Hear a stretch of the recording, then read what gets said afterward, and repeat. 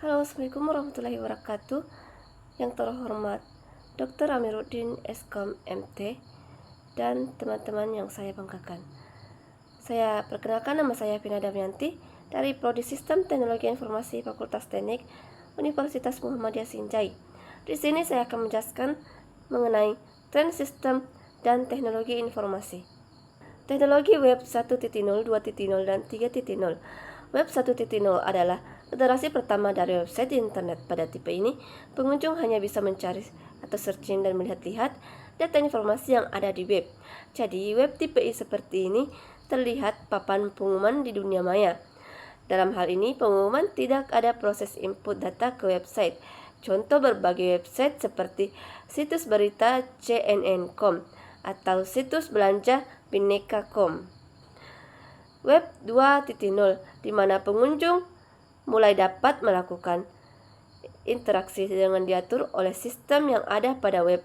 Web 2.0 memiliki beberapa ciri khas, yaitu share dan kolaborasi. Contoh Facebook, Twitter, YouTube. Web 3.0, di mana web seolah-olah sudah seperti kehidupan di dunia nyata. Web 3.0 memiliki ciri umum seperti suggest, happen, dan profit. Jadi, di sini web seolah-olah sudah seperti asisten pribadi kita. Web mulai mengerti kebutuhan kita dengan bisa memberi saran ataupun nasihat. Selanjutnya ada smartphone. Kata smartphone didefinisikan dalam kamus Oxford American sebagai ponsel yang menghubungkan personal digital science. Smartphone merupakan PC mini yang memiliki banyak kemampuan dari seolah PC biasa, tetapi juga bisa berfungsi sebagai ponsel. Smartphone hadir dengan beberapa fitur menarik seperti kemampuan koneksi jaringan dengan kabel email, browser akses internet, pagar fax, kalender, buku alamat, dan daftar kontak, yang mana sebagian besarnya bisa ditampung di memori telepon. Kemudian sosial media. Sosial media adalah sebuah media online dengan para penggunanya bisa dengan mudah berpartisipasi, berbagi, dan menciptakan isi meliputi e-blog, jejaring sosial, wiki, forum, dan dunia virtual. Blog, jejaring sosial, dan wiki merupakan bentuk media sosial yang paling umum digunakan oleh masyarakat di seluruh dunia. Adres Kapian dan Michael Henlein mendefinisikan media sosial sebagai sebuah kelompok aplikasi berbasis internet yang membangun di atas dasar ideologi dan teknologi web 2.0 yang memungkinkan penciptaan dan pertukaran unsur generate konteks. NoSQL database. Database NoSQL adalah database yang tidak menggunakan relasi antar tabel dan tidak menyimpan data dalam format tabel kaku, kolom yang fix seperti layaknya rasional dan database. Kemudian NoSQL memiliki 4 metode format penyimpanan, yaitu table oriented, contoh Google dengan Big Table. Graph oriented, format menyimpan data dalam struktur graph. Format ini sering dipakai untuk data yang saling berhubungan seperti jejaring sosial. Contoh database NoSQL dengan format ini adalah Neo4j dengan FlowKDB. FlowKDB dipakai oleh Twitter Document Oriented Database. Setiap satu objek data disimpan dalam satu dokumen. Dokumen sendiri bisa terdiri dari key value, dan value sendiri bisa berupa array atau key value bertingkat. Contoh MongoDB dan juga CodeDB. Key value store, contoh database jenis ini adalah Apache Cassandra. Objek database, format database yang disimpan dalam objek-objek. Contoh database-nya adalah DB40. Selanjutnya ada pelayanan publik berbasis internet online. Yang pertama ada government adalah penggunaan teknologi informasi oleh pemerintah seperti wide area network, internet, dan mobile computing yang memungkinkan pemerintah untuk mentransformasikan hubungan dengan masyarakat, dunia bisnis, dan pihak yang berkepentingan. Dalam Prakteknya, e-government adalah penggunaan internet untuk melaksanakan urusan pemerintah dan penyedia pelayanan publik yang lebih baik dan cara berorientasi pada pelayanan masyarakat. Yang kedua, ada e-government mengacu kepada penyampaian informasi dan pelayanan online pemerintah melalui internet dan media sosial digital lainnya. Yang ketiga, ada tujuan utama dari e-government adalah peningkatan efisiensi, kenyamanan, serta aksesibilitas yang lebih baik dari pelayanan publik. Selanjutnya ada kecerdasan buatan AI. Kecerdasan buatan adalah salah satu cabang ilmu pengetahuan yang berhubungan dengan pemanfaatan mesin untuk memecahkan persoalan yang rumit dengan cara yang lebih manusiawi, dapat melakukan pekerjaan seperti dan sebaiknya dilakukan manusia. Lingkup utama, sistem pakar komputer digunakan sebagai sarana untuk menyimpan pengetahuan para pakar.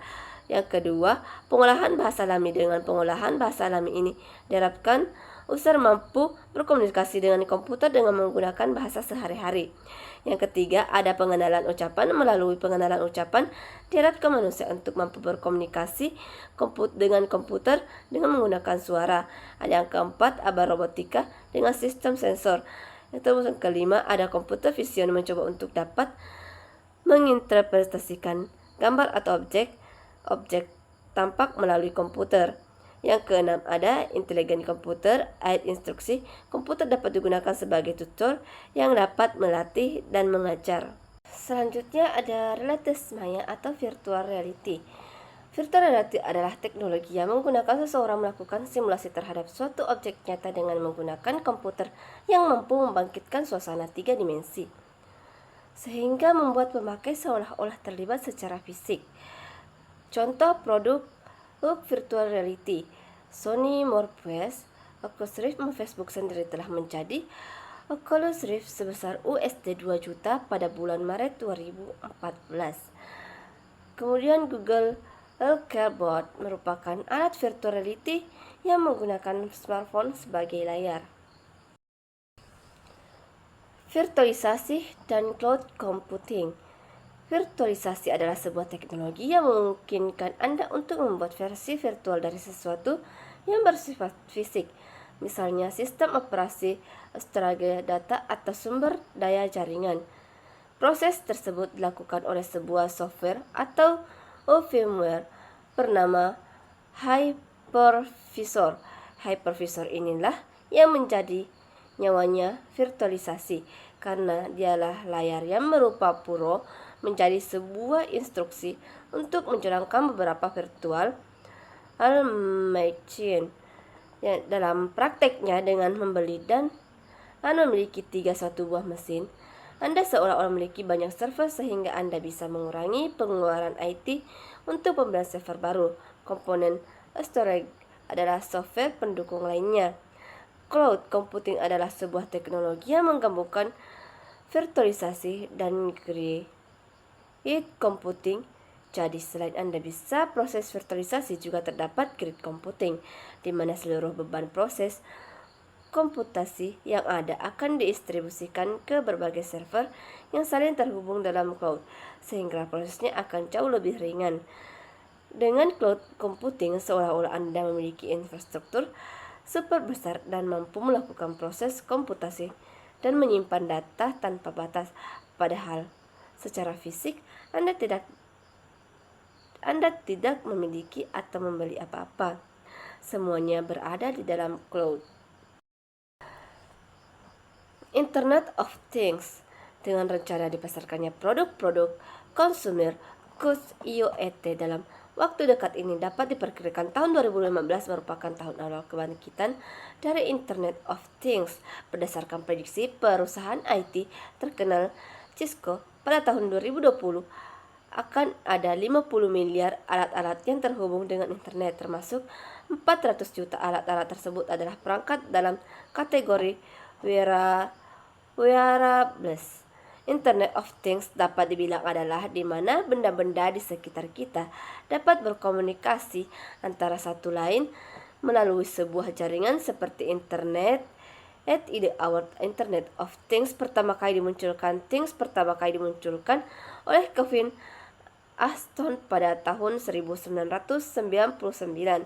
Beberapa contoh konkret dari wearable device yang memulai dipasarkan dunia adalah Google Glass, Google Nest, Nike Fit, dan Samsung Smartwatch. Yang terakhir ada Big Data. Big Data adalah sebuah teknologi baru di mana dunia teknologi informasi memungkinkan proses pengolahan, penyimpanan, dan analisis data dalam beragam bentuk, format, berjumlah besar dan bertambah. Data yang sangat besar, cepat pengolah, dan analisis dalam jumlah sangat besar ini memerlukan waktu yang relatif jauh lebih singkat dengan menggunakan Big Data dibanding teknologi data sebelumnya, misalnya database relasional seperti MySQL. Ciri-ciri data yang ditangani oleh Big Data yaitu jumlahnya sangat besar atau volume biasanya ukuran total data dalam terabytes ke atas. Kemudian yang kedua ada pertumbuhan data yang sangat cepat, velocity, sehingga data bertambah dalam jumlah yang sangat besar dalam kurun waktu relatif singkat. Kemudian yang ketiga, bentuk atau format datanya beraneka ragam. Variety format di sini dapat berupa data dan tabel-tabel rasional database seperti MySQL, file teks bisa file Excel atau bentuk apapun. Dan itulah presentasi dari saya mengenai tren sistem dan teknologi informasi. Dan saya akhiri, wabillahi taufiq wal hidayah. Assalamualaikum warahmatullahi wabarakatuh.